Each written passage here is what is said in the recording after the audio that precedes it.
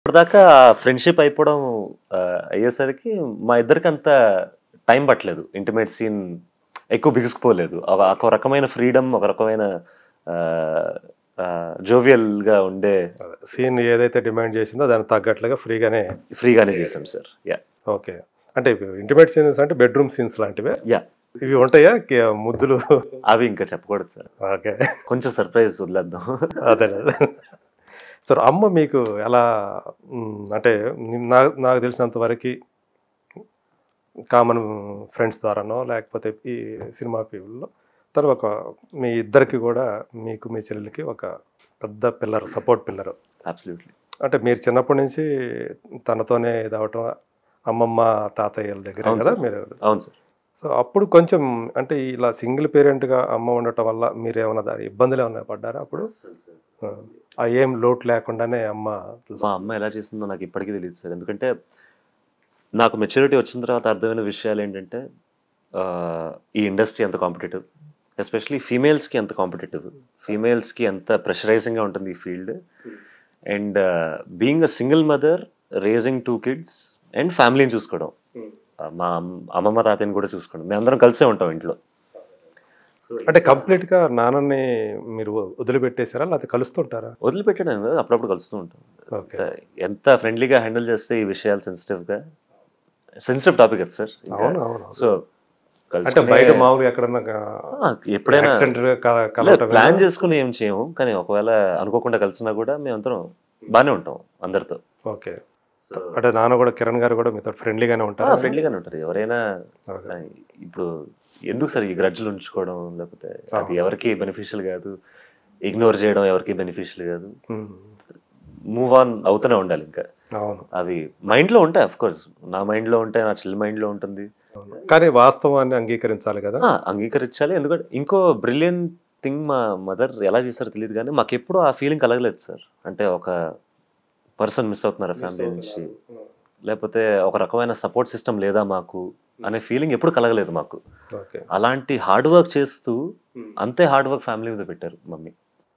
Okay. మీకోసం ఆ time కేటాయించేవాళ్ళు. అస్సలు ఎప్పుడు అనిపించలేదు అంటే మమ్మీ మాతో ఉండట్లేదా, మమ్మీ అసలు వదిలేసి తిరుగుతుందా. చాలా షోస్ చేశారు. అవును, అయినా కానీ ఆ ఫీల్ ఫారెన్కి వెళ్ళేవాళ్ళు కదా, యుఎస్కి వెళ్ళేవాళ్ళు, ఈ కాన్సర్ట్స్ నాటా తానా అన్ని అసలు చేస్తూనే ఉన్నా కూడా. అప్పుడు ఇక్కడ ఎవరు మిమ్మల్ని అమ్మమ్మ అమ్మమ్మ తాతయ్య చాలా బాగా చూసుకునేవాళ్ళు. ఇప్పుడు కూడా చూసుకుంటారు. ఓకే. అండ్ ఎప్పుడు ఆ ఫీలింగ్ కలగలేదు. సో దానికి I'm always grateful. I'm blessed to be a son. And అంతే సపోర్ట్ నేను ఇద్దాం అనుకుంటున్నా ఇప్పటి నుంచి. నా పని నేను చేస్తూ, నా క్రాఫ్ట్ పెంచుకుంటూ. సో అమ్మని సంతోష పెట్టాలనే మీరు అమ్మ ఏదైతే. నా ఫస్ట్ గోల్ అది సార్. ఫస్ట్ గోల్ అదే, అమ్మని సంతోష పెట్టడం, అమ్మకి ఒక రకమైన కాన్ఫిడెన్స్ ఇవ్వడం నేను మంచి నటుండని. అండ్ అందరితో ఇంకోటి, అమ్మ ఇప్పటిదాకా ఇండస్ట్రీలో ఉన్న ఇంకో కారణం కూడా ఆవిడ మిగతా వాళ్ళతో ఎలా ఉంటారు అని. ఒక రకమైన రెస్పెక్ట్ ఎలా ఇస్తుందో అమ్మ అందరికీ, అంతే రెస్పెక్ట్ నాకు కూడా ఇద్దామని అందరికీ. అండ్ అందరితో బాగుండాలి, అందరితో సరదాగా ఉండాలి. అంటే తను ఏదైతే తీసుకుందో జీవితంలో రామకృష్ణ గారితో కలిసి జీవించాలని, దానికోసం కూడా చాలా స్ట్రగుల్ అయ్యారు కదా. వద్దా అంటే మీ గురించి, మీరంటే చిన్నపిల్లలు కాదు ఇప్పుడు. అవును, ఇద్దరు కూడా ఒక మెచ్యూరిటీ వచ్చిన వాళ్ళే. సో అర్థం చేసుకోగల ఇది ఉంది. సో ఫస్ట్ మీ సైడ్ నుంచి గ్రీన్ సిగ్నల్ వచ్చిన తర్వాతే తను కూడా ఒప్పుకున్నారని చెప్పి. పాపం చాలా భయపడింది సార్ అమ్మ. నేను సొసైటీ ఎలా చూస్తా, సొసైటీ ఎలా చూస్తా అంటే, సొసైటీ కంటే అమ్మకి ఇంపార్టెంట్ ఏంటంటే నేను, శ్రేయ, నా చెల్లెలు శ్రేయ ఎలా మీరు ఎలా తీసుకుంటారనేది ఫస్ట్ అమ్మకి వచ్చే ఆలోచన కదా. ఆలోచన అది ఫస్ట్ భయపడతారు కదా సార్. భయపడతారు, అవును. ఎందుకంటే ఇవన్నీ చాలా సెన్సిటివ్ టాపిక్స్.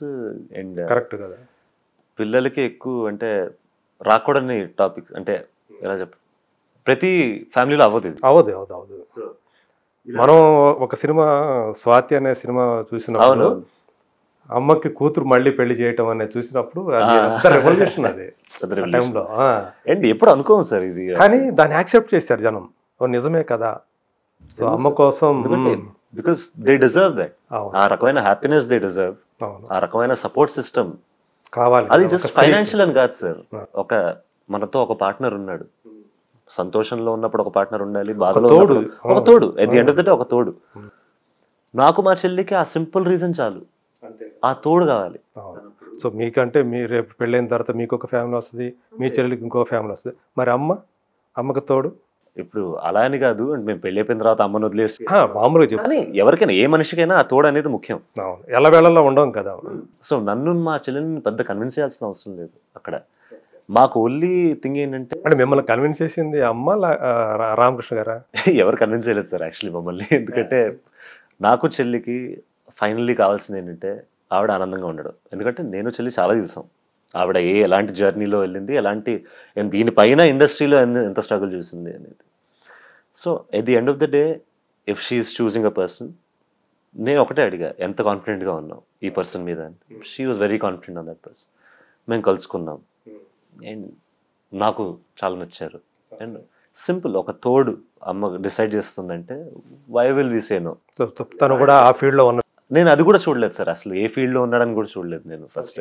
మీ మైండ్లోకి అది కూడా రాలేదు? ఎందుకంటే నాకు ఉన్నదల్లా ఏంటంటే మా అమ్మనలా చూసుకుంటారు. అవును. అండ్ ఆయనలో ఉన్న ఎమోషనల్ కెపాసిటీ ఎలా ఉంది అమ్మని అర్థం చేసుకోవడానికి చేసుకోవాలి 100%. ఇవన్నీ చూసాను కానీ మస్ట్ కదా అది 100%. అది మా అమ్మ పాప మిస్ అయింది, అదే ఆ ఎమోషనల్ సపోర్టే కావాల్సింది ఇన్ని సంవత్సరాలు. ఎందుకంటే మనకి ఈ ఇండస్ట్రీలో కావాల్సిందే నలుగురు ఫ్రెండ్స్, లేకపోతే మన అమ్మ నాన్నలు. ఈ ఎమోషనల్ సపోర్ట్ లేకపోతే ఇండస్ట్రీలో నడవడం చాలా కష్టం. ప్రతిరోజు ఒక టెస్ట్, ప్రతిరోజు ఒక స్ట్రగుల్.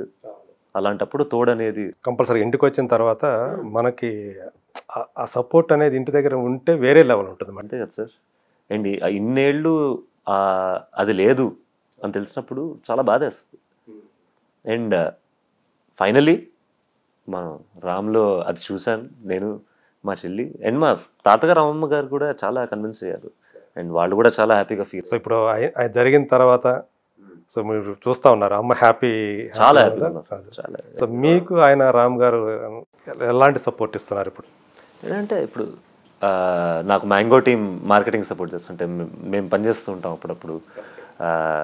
ఒకవేళ ఏమైనా పోస్ట్ పెట్టాలంటే సోషల్ మీడియాలో కానీ, మ్యాంగో కింద ఉన్న ఛానల్స్లో కొంచెం ప్రమోట్ చేయడం కానీ, అంతేగాని స్క్రిప్ట్ విషయంలో అలా హెల్ప్ చేయలేదు. ఓకే. అంటే ఆయన సంస్థల్లో కూడా మీకు ఏమన్నా ఒక స్థానం కల్పించడం కానీ అట్లాంటిది ఏదైనా ఉందా? అలా ఇంకా ఆ మ్యాటర్ని అనుకోలేదు సార్. ఇప్పుడు నా ఫోకస్ అంతా నేను సినిమాల్లో పనిచేయడం కానీ. ఓకే, ఇప్పుడే బిగిన్ అవుతుంది. ఇప్పుడే అసలు లిటరల్లీ నేను ఇప్పుడు స్టార్ట్ అయ్యాను. మీరు 1 year ముందు ఈ క్వశ్చన్లు అడిగితే నాకు అసలు సమాధానం ఉండేది కాదు లిటరల్లీ. సో ఇప్పుడిప్పుడే start. Maybe in the future మేము కలిసి పనిచేస్తాం. I would love to work with him, why not? ఎందుకంటే అండ్ ఫ్రీ బాయ్ గా ఉన్నారు ప్రస్తుతానికి. And he also gives me a lot. మీ ఎడ్యుకేషన్ అయిపోయిందండి. అంటే అండర్ గ్రాడ్యుయేట్ బీబీఏ చేశాను నేను ఢిల్లీలో, అక్కడ దాకా అయింది. మాస్టర్స్ చేద్దాం అనుకున్నాం కానీ కరోనా వల్ల అయిపోవాల్సి వచ్చింది. ఓకే, కరోనాకు ముందు అది అయిపోయింది. కరోనాకు ముందు అండర్ గ్రాడ్యుయేట్ అయిపోయింది. కరోనాలో ఆస్ట్రేలియా వెళ్దాం అనుకున్నాను నేను యాక్చువల్లీ, కానీ ఆస్ట్రేలియా వాళ్ళు 3 ఏళ్ళు బార్డర్ క్లోజ్ చేశారు. సో అండ్ నాకు ఆన్లైన్ చేసే ఇంట్రెస్ట్ రాలేదు, ఎందుకంటే ఆ ఎక్స్పీరియన్స్ కావాలి, అక్కడ ఉండే ఎక్స్పీరియన్స్ కావాలి ఫిజికల్గా అక్కడ. సో అది ఆగిపోయింది, ఇది మొదలైంది. సో చాలా రోలర్ కోస్టర్ రైడ్ అయింది సార్ మధ్యలో. ఓకే. సో ఇప్పుడు ఈ సినిమా సంబంధించి కూడా తను ఏమన్నా సపోర్ట్ చేస్తున్నారా రామ్? చేస్తున్నారు సార్. అంటే ఇప్పుడు తను కూడా రషెస్ చూసారు, తను కూడా కొన్ని సీన్స్ చూసారు, నాకు చెప్తున్నారు ఏది న్యాచురల్గా ఉంది, ఏది బెటర్ చేయొచ్చు, ఇలాంటి tips. Because he's also very experienced and he works in movies selections కానీ, మూవీ మార్కెటింగ్ కానీ. సో ఆ చనువు అయితే ఉందా తన దగ్గర? ఆ చనువు సార్ ఇంకా అప్పుడు ఫ్రీగా మాట్లాడుకోవటం కానీ అట్లా? మేము ఇద్దరం చాలా సైలెంట్ సార్. ప్రాబ్లం అక్కడ తక్కువ మాట్లాడతారు, నేను తక్కువ మాట్లాడతా, ఆయన తక్కువ మాట్లాడతారు. అఫ్ కోర్స్ మేము నవ్వుకుంటూ ఉంటాం, కలుసుకుంటూ ఉంటాం, హాయిగా ఉంటాం ఇద్దరితో. కానీ మా పర్సనాలిటీస్ అంటే ఎప్పుడు ఇద్దరు సైలెంట్ వ్యక్తులు ఉంటే చిన్న కాన్వర్జేషన్లు ఉంటాయి. అంటే ఇప్పుడు చూస్తే మాకు అంటే బేసికల్గా మీరు ఎక్స్ట్రావర్టా ఇంట్రావర్టా? నేను ముందు చాలా ఇంట్రోవర్టెడ్ అండి. ఓకే. ఇప్పుడు నన్ను నేను చాలా మార్చుకున్నాను కాలేజ్లో. ఎప్పుడైతే నేను డాన్స్ చేయడం మొదలెట్టాను, ఎప్పుడైతే నేను జనాల ముందు ఇంకా ఉండడం మొదలెట్టాను, అప్పుడు కొంచెం ఓపెన్ అప్ అవుతూ పెరిగా. As 10th grade 11th grade దాకా అయితే అసలు నేను అంతేనా? అదొక రకమైన భయం కాదు, అదేంటో నేను అలా ఉండేవాడిని. బై నేచర్ అలా ఉండేవాడిని. ఇప్పుడు కూడా నేను పెద్ద ఎక్స్ట్రోవర్ట్ అన్ను, కొత్త వాళ్ళని కలిస్తే నేను చాలా మంచిగా ఉంటాయి, కానీ ఓపెన్ అప్ అవ్వడానికి కొంచెం టైం పడుతుంది. అంటే ఇప్పుడు కొంచెం సోషల్గా మూవ్ అవుతున్నారు. అవునవును. అప్పుడు సోషల్ అంగా ఉండేది కాదు, అంతగా ఉండేది కాదు, ఇప్పుడు కొంచెం బెటర్. మనుషుల్లో కలుస్తున్నారు.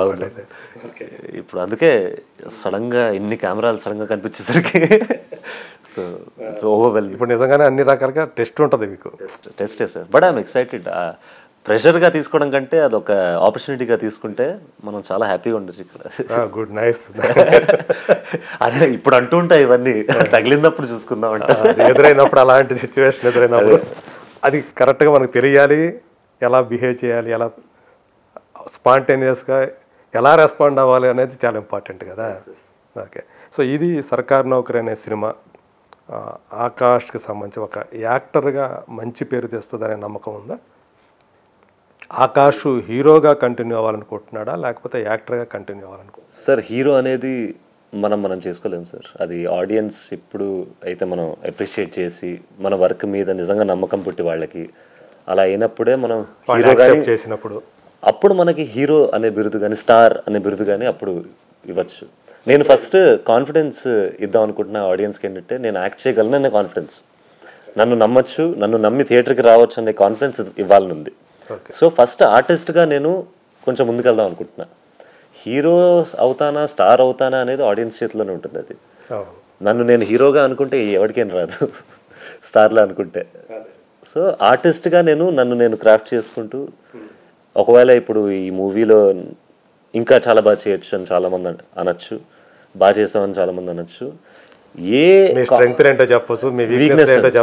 వీక్నెస్ చెప్తే దాన్ని కరెక్ట్ ఎలా చేయాలో నేర్చుకోవాలి, స్ట్రెంత్ చెప్తే దాన్ని ఎలా మెయింటైన్ చేయాలో నేర్చుకోవాలి. సో నేర్చుకోవడం అనేది ఆగదు అది. అవును, అంటే నేను బయటకు చెప్పక్కర్లేదు, మీరు ఇప్పుడు చూసుకున్నప్పుడు మిమ్మల్ని మీరు క్యారెక్టర్లో ఏదైతే డైరెక్టర్ మిమ్మల్ని ఆ ఊహించుకున్నాడు కదా, ఆ క్యారెక్టర్ ఎలా రావాలనేది అది మీరు చూసుకున్నప్పుడు ఆయన ఏదైతే చెప్పాడో అలాగే చేశాను అన్న నమ్మకం కలిగిందే? ఎక్కడన్నా కొంచెం ఇక్కడ ఇంకా బెటర్గా చేసి ఉండాల్సింది అని కొన్ని చోట్ల అనిపించింది సార్. వెరీ ఫ్రాంక్గా చెప్తాను నేను.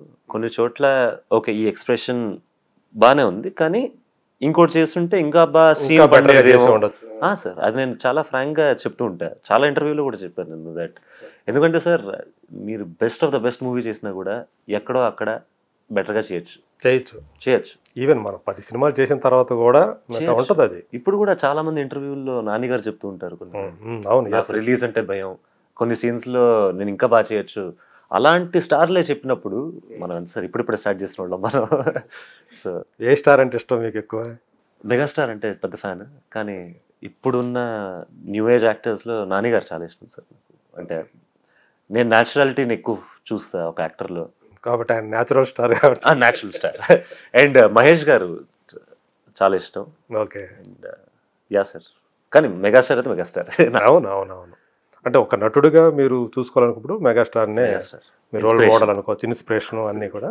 అబ్సల్యూట్లీ. ఆయన ఆశీస్సులు ఏమైనా తీసుకున్నారా? తీసుకున్నాను సార్. ఆయన ఎంత చెప్పినా ఆయన గురించి తక్కువ సార్. ఎందుకంటే మేము ఒక చిన్న ట్రైలర్ చూపిద్దామని అడిగాం, అండ్ ఆయన ఎంత మంచివారంటే ఆయన మమ్మల్ని ఇంటికి పిలిచి చూశారు ట్రైలర్, ఒక చిన్న బయట కూడా ఇచ్చారు దాని మీద. అండ్ ఆయన మాటల్లో నుంచి బాగా చేసావు అని ఒక చిన్న సెంటెన్స్ విన్నా అయిపోయాను నేను అక్కడ. ఎప్పుడు కూడా అదే కాంప్లిమెంట్ మంచి షివర్ అయ్యాను సార్. ఆ రోజు నేను ఆయన్ని ఫస్ట్ టైం కలిసినప్పుడు I think degree 3rd year లో ఉన్నాను సార్. నేను ఫస్ట్ టైం ఆయన్ని కలిసినప్పుడు, మమ్మీ ద్వారా కలిసినప్పుడు డిగ్రీ 3rd year లో ఉన్నా. నేను ఆయన్ని చూసి ఎంత భయపడ్డానంటే, డిగ్రీ 3rd year లో ఉన్న స్టూడెంట్ నేను ఇంటర్ 2nd year సార్ అని చెప్పి ఆయనకి. అవునా? అంత షివరింగ్ వచ్చింది నాకు అప్పుడు. ఆయన కళ్ళల్లో కళ్ళు పెట్టి అంటే అర్హత లేనది అనిపించింది. నేను ఇలాగే ఉన్నా అసలు నేను. ఓకే, అంటే నోట్లో చాలా వచ్చేసిందా? ఏం చదువుకుంటున్నావు అని అడిగారు సార్ నన్ను. నేను డిగ్రీ 3rd year చదువుతున్నా, actually inter 2nd year sir అని చెప్పాను నేను.